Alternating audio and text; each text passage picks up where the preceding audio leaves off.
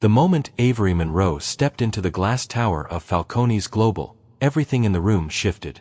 She wasn't dressed like the billion-dollar power broker she was. No flashy jewelry. No designer logos screaming for attention. Just a tailored navy suit, a low ponytail, and the kind of presence that made time slow down. You wouldn't know it by looking at her, but Avery Monroe controlled more wealth than half the companies in that building combined. Over $75 billion in assets under management. And today, she was here to decide whether Falcone's would receive a $5 billion investment, or not. As she entered the top-floor boardroom, the atmosphere was unmistakable, sterile, smug, and overwhelmingly male. Half a dozen executives sat around a massive oak table, each dressed in sharp suits that cost more than most people's rent. Their laughter faded into curious silence as they noticed her. Then, Richard Sterling, the CEO of Falcone's Global, walked in. Tall, charismatic, self-assured. The kind of man who thought every room belonged to him the moment he entered. Avery stood, extended her hand. A simple gesture. Polite. Professional. Neutral. Richard looked at her hand for a beat too long, then smirked. He didn't shake it. Instead, he folded his arms and said loud enough for everyone to hear, "I don't shake hands with staff." The room froze. For a second, no one moved. A few exchanged glances. One man stifled a chuckle. Another looked down, pretending to read his notes. The air turned cold, thick with tension. But Avery didn't flinch. Her hand dropped calmly to her side. Her face didn't twitch, not a flicker of offense. She simply looked Richard dead in the eye and said, "That's good to know." And then she sat down, gracefully, powerfully, as if the throne had just been claimed. What Richard didn't realize in that moment, what no one in the room seemed to grasp yet, was that Avery Monroe wasn't staff. She was the one deciding whether this company would get a future at all. And in exactly 5 minutes, she would make a decision that would shake Falcone's to its core. This wasn't just a boardroom meeting. It was the beginning of a reckoning. Just 3 hours earlier, the lobby of Falcone's Global buzzed with energy. Suits hurried past each other like worker bees, their eyes glued to phones, voices murmuring about IPOs, quarterly projections, and billion-dollar mergers.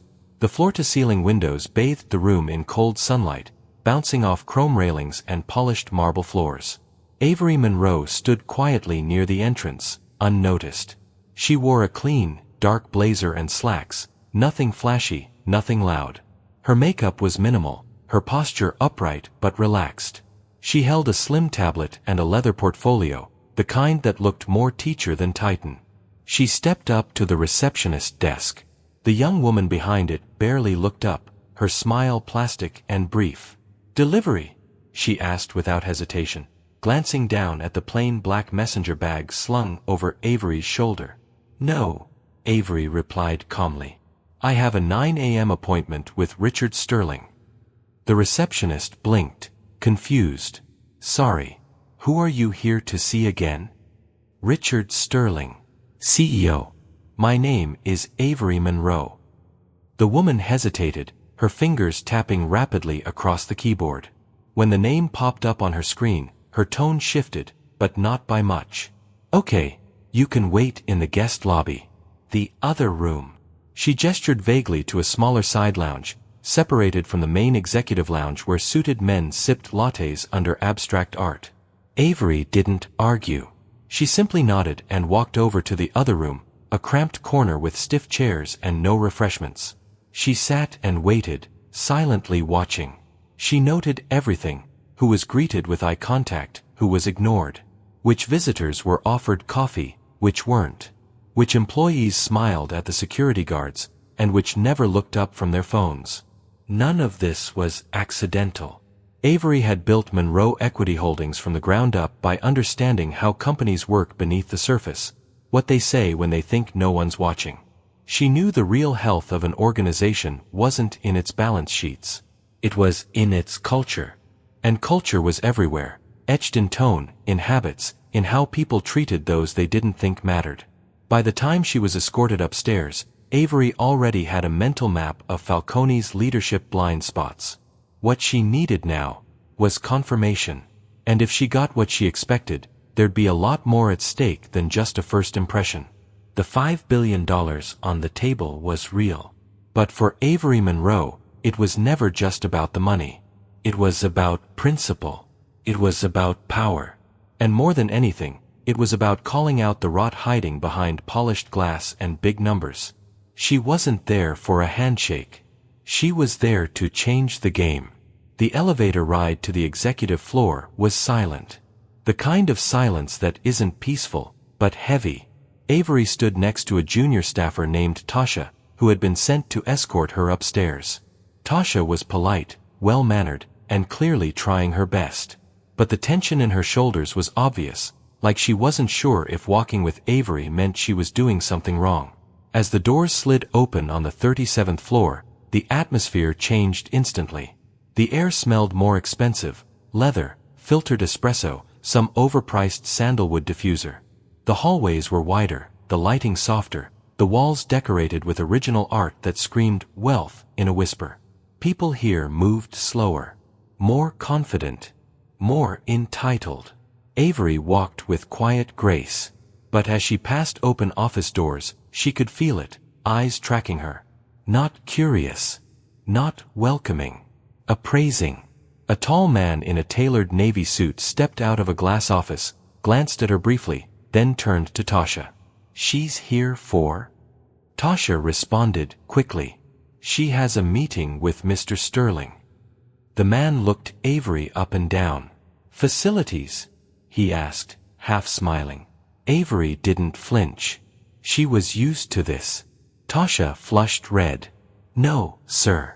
She's here for an investment review."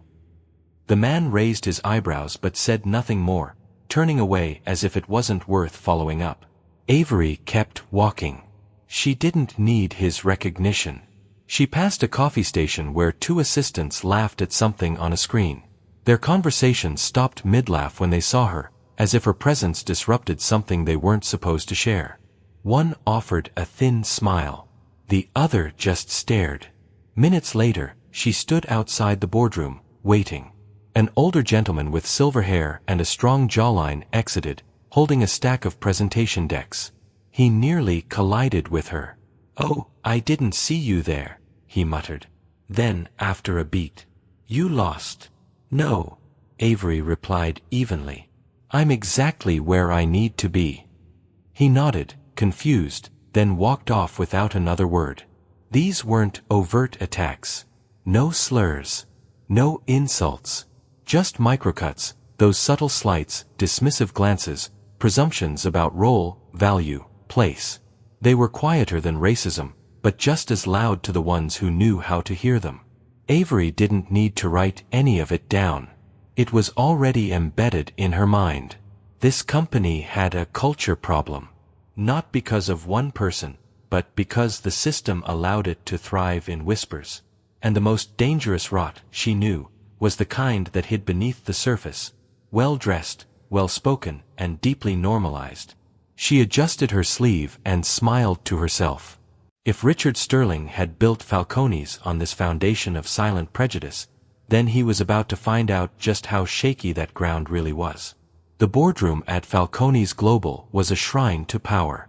Floor-to-ceiling windows overlooked the skyline of downtown Chicago. A 10-foot mahogany table sat in the center, surrounded by high-backed leather chairs.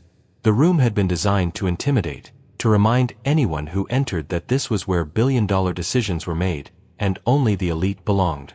Avery Monroe walked in like she owned the floor beneath her feet. She didn't pause to take in the view. She didn't scan the room to find her place. She already knew who she was, and more importantly, what she was about to do. Half a dozen executives sat waiting. All men. All older. All white. Their conversations dimmed as she entered. Some looked up with polite confusion, others with veiled impatience, as if she were in the wrong room. One man actually started to rise before catching himself and sitting back down, unsure whether to greet her or call security. Before the silence could deepen, the glass door opened again, and in walked Richard Sterling. He had the kind of charm that photographs well. Tall, crisp suit, blue eyes that tried too hard to be warm. The kind of man who shook hands with senators and smiled at interns when cameras were rolling. He entered with the air of someone who expected applause. "Good morning, gentlemen," he said, with a nod to his board. Then he noticed Avery. His smile thinned for just a moment before he covered it. "Oh," he said. "You must be Ms. Avery Monroe," she replied, stepping forward and extending her hand. There it was. That moment. In every meeting, there's always one. A simple handshake. The universal signal of respect between professionals. A bridge, no matter your status, background, or agenda. Richard glanced at her hand, then folded his arms. Loud enough for everyone in the room to hear, he said with a smirk, "I don't shake hands with staff." The air snapped. Even the board members shifted uncomfortably in their chairs. One of them cleared his throat. Another stared hard at the polished tabletop. No one laughed this time. Avery didn't flinch. She held her posture for a second longer, letting her hand hover in the space between them, then let it fall to her side. She didn't look wounded. She didn't look surprised. She looked calculating. Her voice was smooth, measured. "That's good to know," she said, before walking around the table and taking a seat at the far end, where the real power usually sits. Richard blinked. There was something in her tone that rattled him. Something in the way she lowered herself into that leather chair, relaxed, in control, as if the boardroom was hers and he was the visitor. The board shifted again, sensing something they couldn't quite name. No one knew yet that in exactly 5 minutes, Richard Sterling's world would begin to unravel. And the woman he just dismissed? She was about to become the most unforgettable part of his career. For a moment, silence gripped the boardroom like a sudden chill. The kind that sinks beneath your skin, not loud, not chaotic, just heavy. Weighted. Richard Sterling adjusted his cufflinks and laughed, trying to brush off the awkward tension that had taken root after his smug declaration. It didn't work. Avery Monroe sat calmly at the far end of the table, her face unreadable, her posture perfectly still. She didn't look like someone who'd just been insulted. She looked like someone waiting for the next move in a game only she understood. "So," Richard said, clearing his throat, "let's move on, shall we?" He gestured to one of his team members, who began passing out glossy pitch decks full of corporate fluff, stock growth charts, buzzwords about AI expansion, photos of office buildings and happy employees. "We've put together a brief overview of Falcone's current growth trajectory," he continued, forcing a smile. "I'm sure it'll help clarify why this partnership could be mutually beneficial." Avery didn't look at the packet in front of her. She didn't touch it. Instead, she clasped her hands and glanced slowly across the room, making deliberate eye contact with every man at the table. Then, without raising her voice, she said, "I'm going to save us all some time." The entire room paused again. Avery leaned forward slightly, her voice calm, direct. "I'm not here to be pitched. I've already reviewed your numbers. I've had my team inside your data room for 3 weeks. This meeting isn't about your performance. It's about your leadership." Richard blinked, caught off guard. Sorry, I don't quite follow," he stammered. "You will," Avery replied. Then she smiled, faintly. "Because in exactly 5 minutes, Falcone's Global will begin losing millions of dollars in market cap. And by the end of this day, you'll be lucky to have half the investors you woke up with." Richard's jaw tensed. One of the board members leaned back in his chair, visibly stunned. "You're bluffing," another muttered under his breath. Avery turned to him. "Would you like to bet $5 billion on that?" The room shifted. The pitch decks now looked like relics of a world that was already slipping away. No one spoke. No one moved. The air was electric, laced with confusion, fear, and a dawning sense of something much bigger than a business deal. Richard stared at Avery, finally realizing what the others were just starting to understand. This woman wasn't here to be impressed. She was here to deliver a reckoning. Avery didn't raise her voice. She didn't need to. The quiet in the boardroom made her words louder than any shout could have managed. She tapped her tablet once, bringing up a series of notes, clear, precise, and deadly accurate. "Let's begin," she said, her tone neutral but razor-sharp. "Your Q3 report shows a 17% drop in R&D spending, yet your public earnings call claimed Falcone's is accelerating innovation across all verticals. Explain the contradiction." Richard opened his mouth, but Avery was already on to the next. "And your ESG compliance," she continued. "You claim diversity hiring has increased by 12% year over year. But your internal numbers, yes, the ones filed with your own HR systems, show only 2 new hires in leadership who aren't white men. And both were contract roles." Richard glanced at his CFO. The man paled. "And then there's your AI product line," Avery went on, flipping to a second document. "You say your latest platform cuts latency by 40%. Yet your technical white papers, which I had independently reviewed, don't specify a single model benchmark. Are you exaggerating your capabilities to shareholders?" Her eyes scanned the room. No one dared interrupt. Avery continued. "You claim to prioritize inclusion. Yet in the last 2 years, not a single employee complaint filed to HR over workplace bias made it past internal mediation. 0. Not one formal resolution. Is your HR team effective, or just well-compensated silencers?" Richard sat stiffly, his hands clenched beneath the table. The barrage didn't stop. "I also noticed your board compensation jumped by 18% during the same quarter your employee bonuses were cut in half. That's bold," she said, pausing.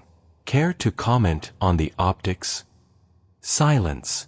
Avery leaned back, letting her questions settle into the silence like ash after a fire. She knew what they were feeling, exposed.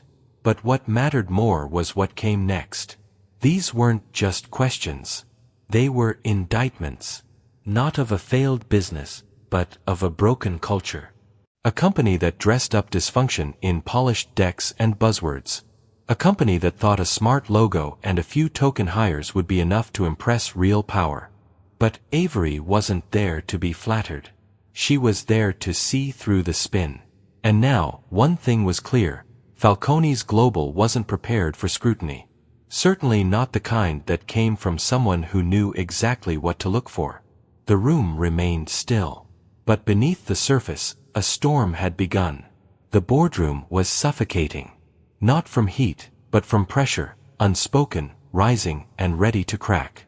Richard Sterling sat rigid, his knuckles white where they gripped the edge of the table. Avery Monroe had just dismantled his narrative piece by piece with calm, brutal precision. He knew he was bleeding credibility, but he wasn't about to let her have the last word. Not in front of his board. He straightened his tie, forced a chuckle, and leaned back in his chair like a man still pretending to hold the upper hand. "Well," he said, his voice dripping with artificial charm. "You certainly came prepared, Ms. Monroe." Avery didn't respond. She didn't need to. The room already knew who was in control. Richard pressed on. I'm impressed. You've obviously done your homework. And I suppose nowadays, there's pressure to show we're doing our part in the whole DEI thing." He smirked and added, "But we don't do token hires here. We hire based on merit. Not headlines." The room went dead quiet. One board member blinked rapidly. Another subtly shook his head, as if trying to distance himself from the moment. But no one spoke. No one challenged him. Avery didn't blink. Her expression remained calm, but her eyes sharpened. "Token hires," she repeated slowly. "That's an interesting phrase for someone who's never been on the other end of that conversation." Richard tried to laugh, but it faltered halfway out. The tension was thick now, tangible, like smoke hanging in still air. Avery leaned forward, folding her hands on the table with the quiet precision of someone lining up a final move. Let me be clear, she said, her voice still soft but charged like static before a storm. No one in this room is here because of tokenism. Not me. Not your staff. But I can assure you, plenty of people are here because of comfort, convenience, and connections. A pause. And that, she added, is the real problem. Silence. No one dared meet her gaze. What Richard had meant as a casual jab, some half-clever deflection, had just backfired with seismic consequences. Because what he didn't understand was this: Avery had spent her entire life hearing phrases like that. From classrooms to boardrooms. From hiring panels to press junkets. But she wasn't here to fight for inclusion. She was here to test whether Falcones deserved to be included in the future. And Richard had just failed that test, spectacularly. Avery sat back, crossed her legs, and opened her portfolio again, as if the insult were beneath her attention. But the truth was simple. She wasn't angry. She was documenting. And Richard Sterling had just given her all the proof she needed. Avery didn't say another word. She didn't have to. The silence in the boardroom wasn't empty, it was loaded. Every executive seated around that table felt it. The shift. The subtle but seismic transfer of control. Richard Sterling tried to regain his composure, but the damage had already been done. His smirk had vanished. The swagger, the effortless charm, the illusion of authority, it was unraveling faster than he realized. Avery glanced at her phone. One quick swipe. She tapped the screen twice and sent a single message: pull. It was a signal. Quiet. Surgical. But behind that word stood a team of analysts, attorneys, and communication strategists already in motion, waiting only for her command. Across town, in a quiet office at Monroe Equity Holdings, CFO Danielle Frost received the notification. She didn't hesitate.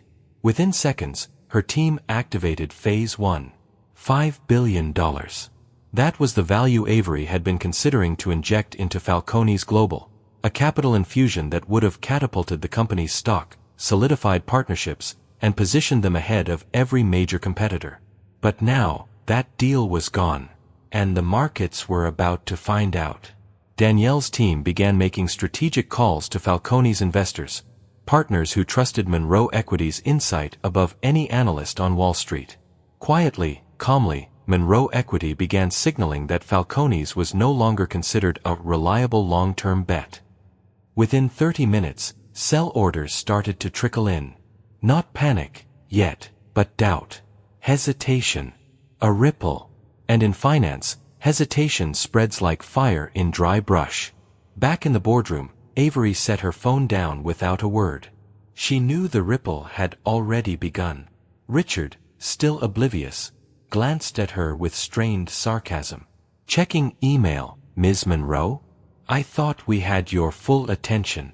Avery slowly looked up. You have it, she said. For now.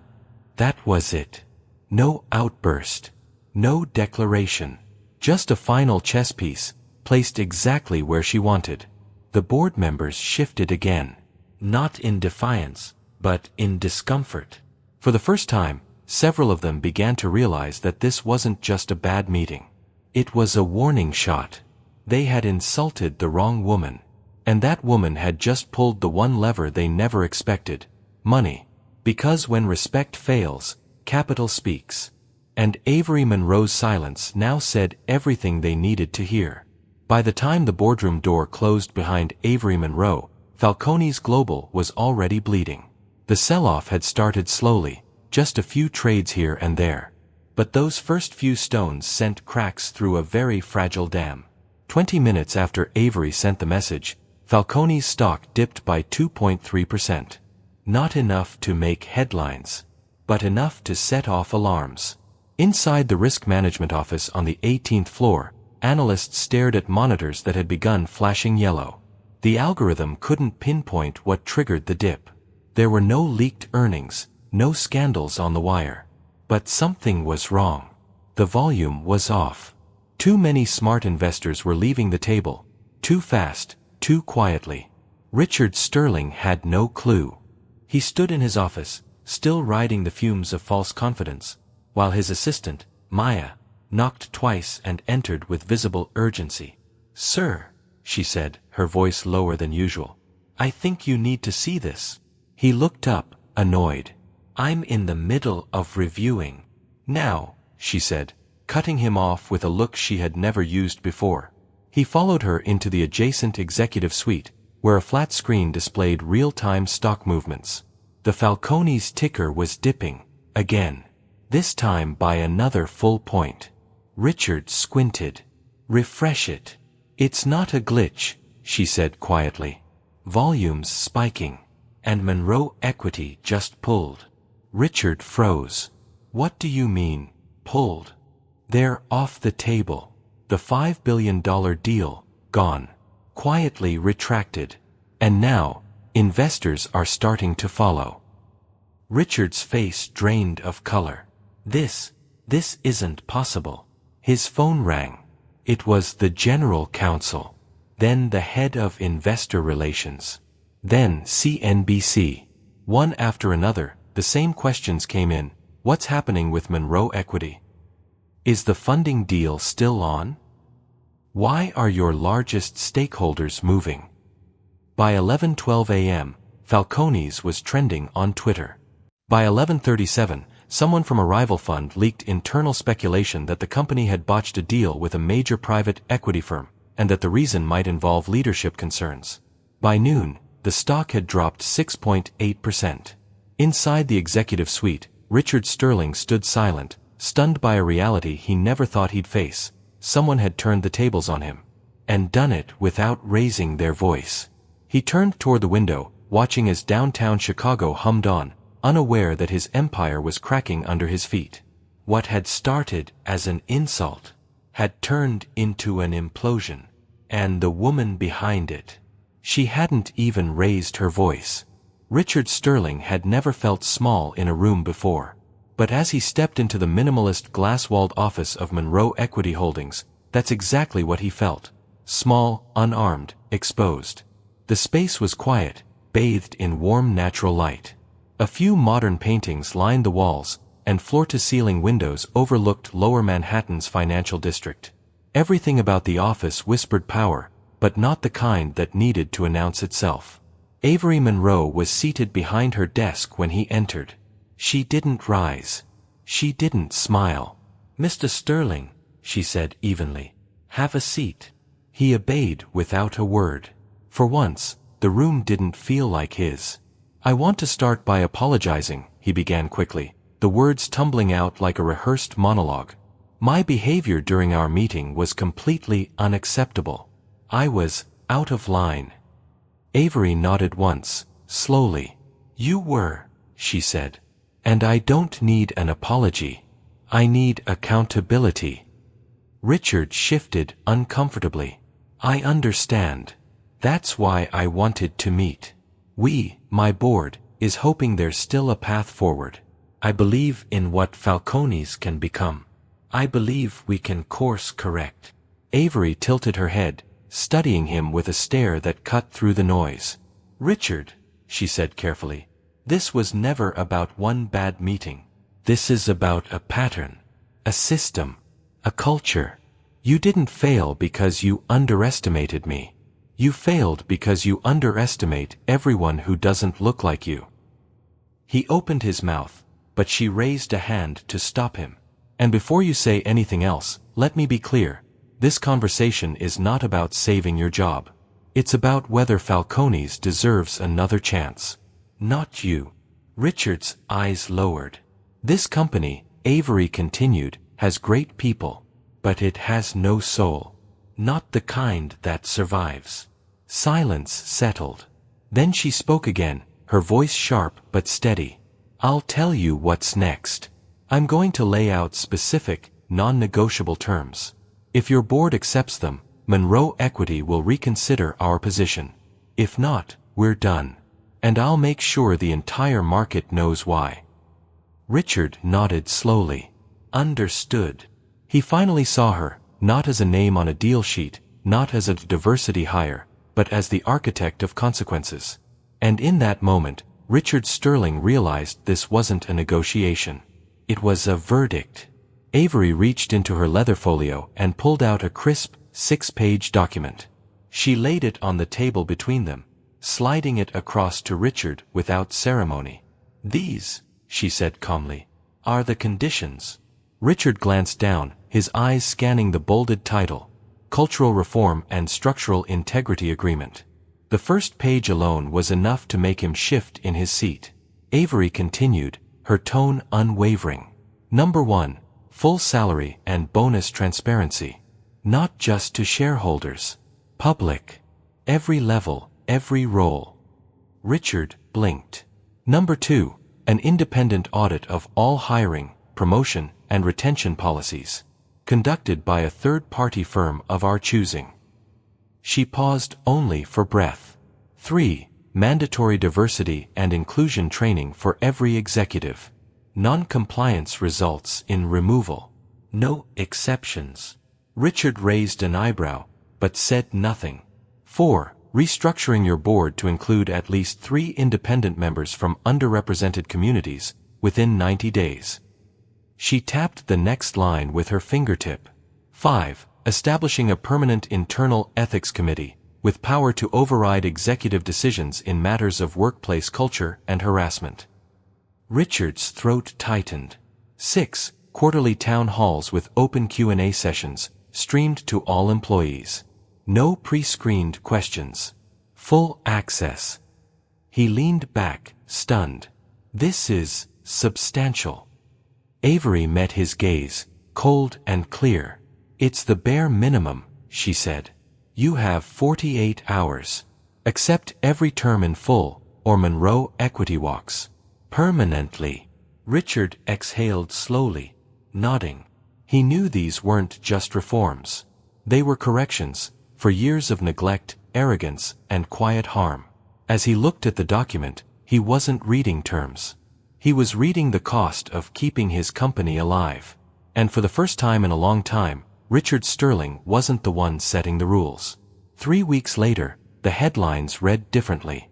Falcone's Global implements sweeping internal reforms. Monroe Equity finalizes $5 billion investment after cultural overhaul. Richard Sterling was no longer the face of the company. He'd stepped down quietly, replaced by a woman who had spent the last decade in the background. Falcone's former CEO, known for integrity, fairness, and a listening ear. The board, once resistant to change, had voted unanimously to adopt Avery's terms in full. Not because it was easy, but because the alternative was failure. Inside the company, something shifted. People who had been invisible were now being heard. The weekly town halls weren't just PR, they were real. Employees raised questions. Leaders responded. Accountability wasn't a buzzword anymore. It was policy. Avery Monroe never returned for another meeting. She didn't need to. She had accomplished what she came to do, not just as an investor, but as a catalyst. Her quiet power had flipped the dynamic in an industry long ruled by ego. She didn't scream. She didn't beg. She didn't demand attention. She just delivered results, and let the rest catch up. In an interview with Forbes, she was asked what it felt like to walk away from $5 billion, only to return and reclaim it on her terms. Her response? I wasn't walking away from money. I was walking toward standards. If you have to tolerate disrespect to do business, you're not building value, you're just enabling decay. And maybe that's the lesson here. Power isn't always loud. Leadership isn't about being the most feared voice in the room. It's about being the one willing to walk away when respect is no longer on the table. Falcone's changed not because it had to, but because someone forced it to face the truth. Avery Monroe didn't just shift a company. She rewrote the rules. And in doing so, reminded every person watching. You don't need to shout to be heard. You just need the courage to act when it matters most.